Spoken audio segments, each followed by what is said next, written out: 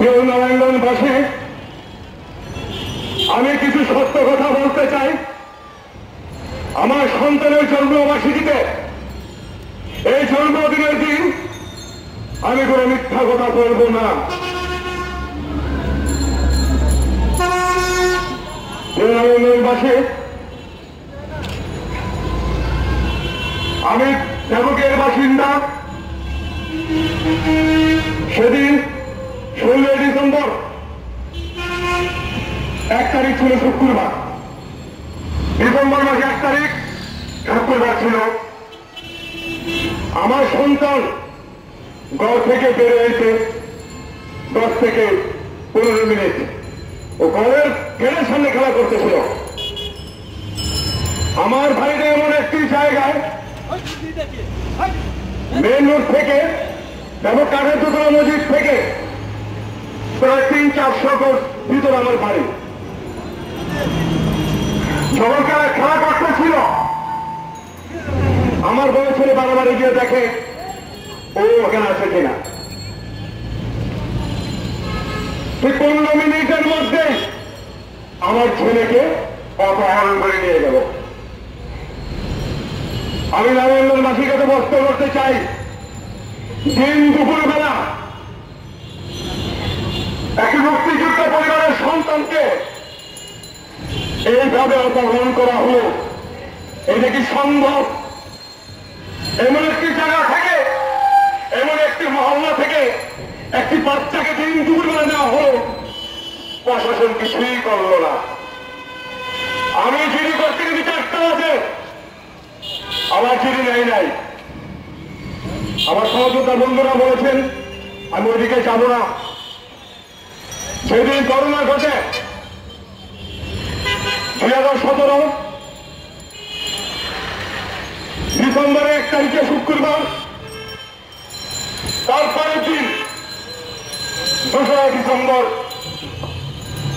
আমি ফোন দিই সাইমন খান সাহেবকে। আমি তাকে ফোন দিই সাইমন খান সাহেবকে।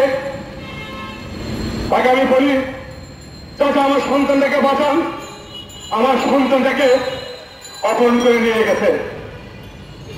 সে আমাকে জানতে চাইব তোমার ধারণা কে নিতে পারে।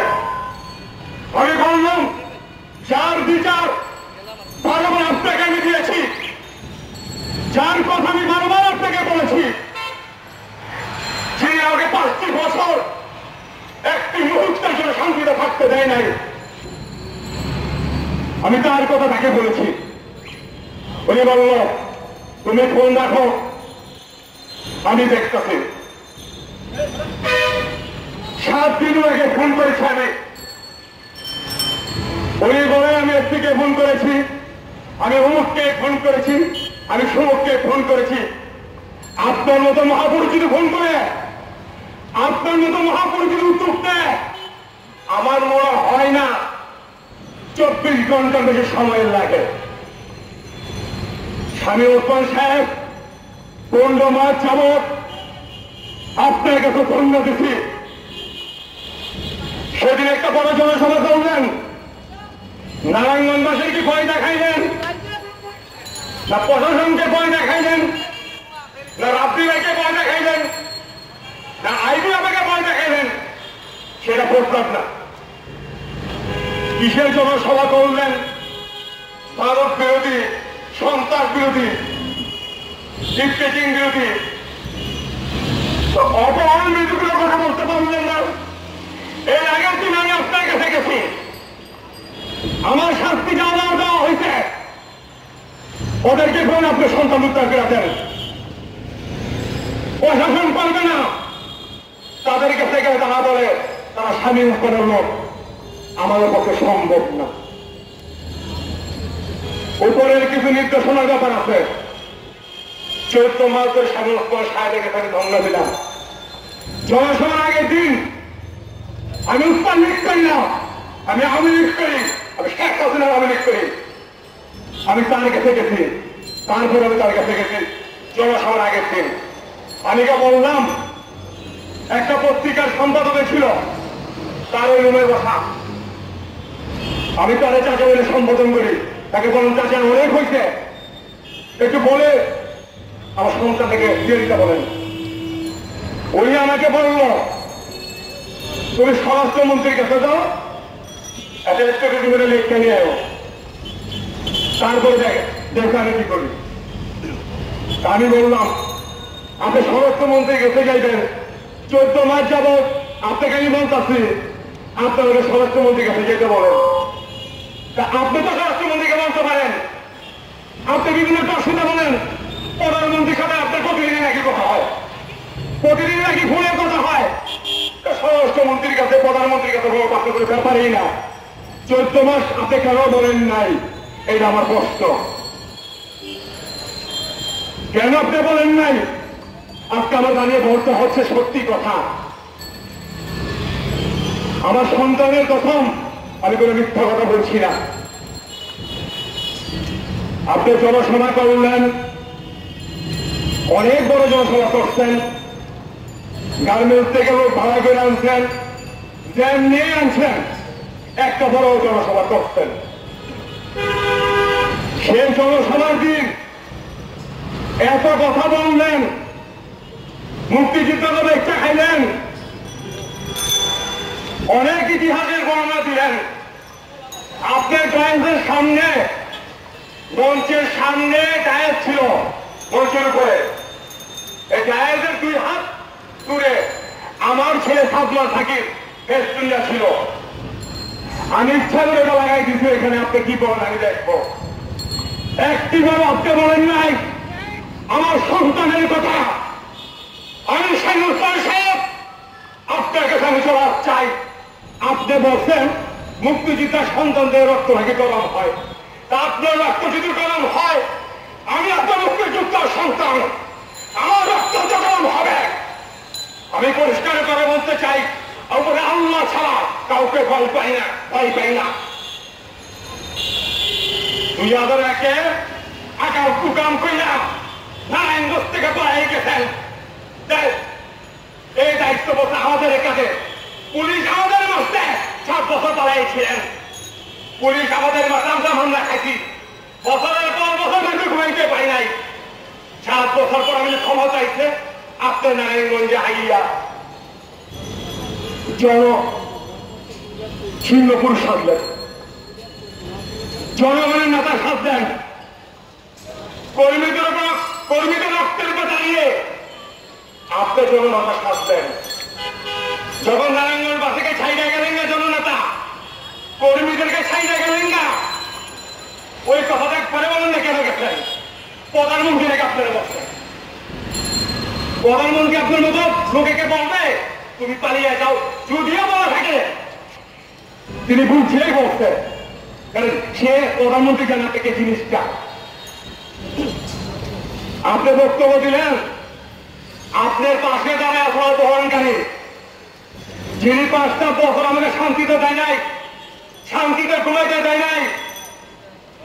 সাংবাদিক ভাই আছেন, এই যে দেখেন আমার একটা কান নেই এখানে, আমার কানটা বুঝে ধরে কেটে নিছে। পারিবারিক রাজনীতি অনেক খারাপ, ওর বাড়ি আমার বাড়ি একসাথে। আমি নির্বাচন করছি, আমি 3 মাস আগে ঘোষণা দিচ্ছি, ওই হঠাৎ করে স্বাধীনতার কথা নির্বাচনে দাঁড়াইছে, আমারও বানাই দিল আইবি পন্থী, হ্যাঁ এগুলো স্বাধীনতান পন্থী। আমার বউয়ের কাছে গিয়া, আমার স্ত্রীর কাছে গিয়া সদন আমার ঘরের দিকটা আমার স্ত্রীকে হুমকি দিয়ে ওকে বসে যেতে বলো।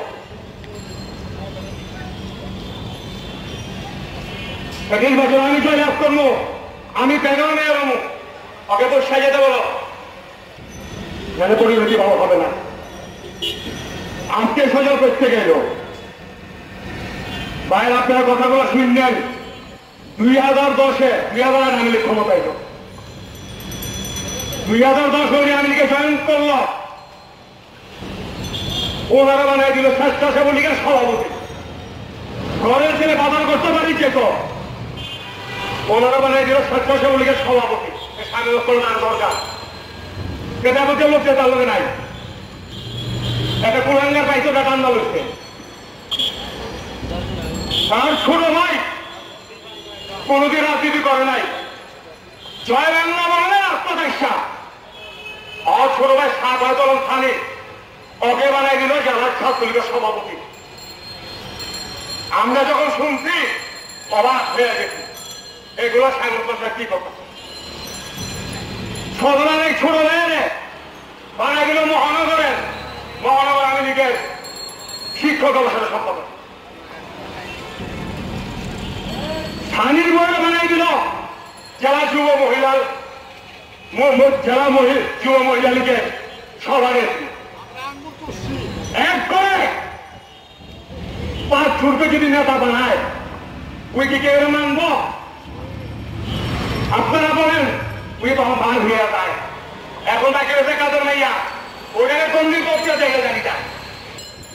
আমরা দাবি করছি তারপরেও যে আজকে এখনের এই সন্তান সালমান সাকিকে প্রশাসন উদ্ধার করবে এবং আমরা এটা নিশ্চিত জানি,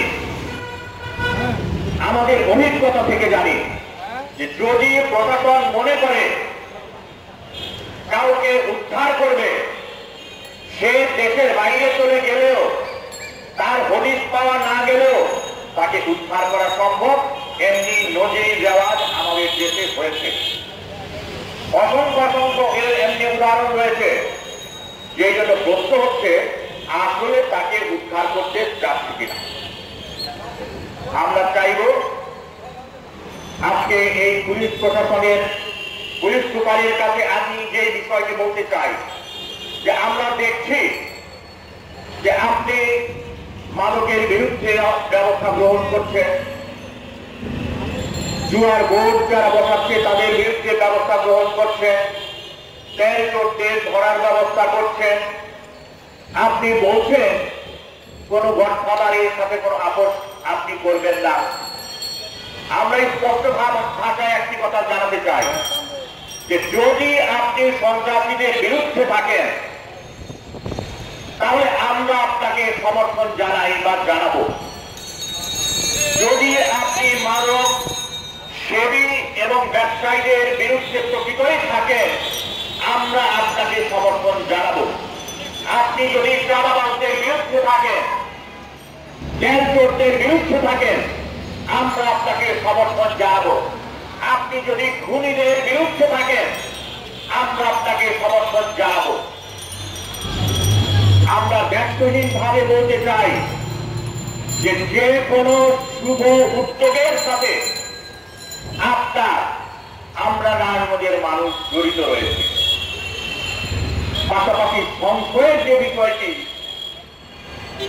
সেটি হচ্ছে আমরা বিভিন্ন সময় দেখেছি এই সমস্ত বিভিন্ন অপকরণের সাথে এই প্রশাসনের কোনো না কোনো সম্পৃক্ততা থাকে।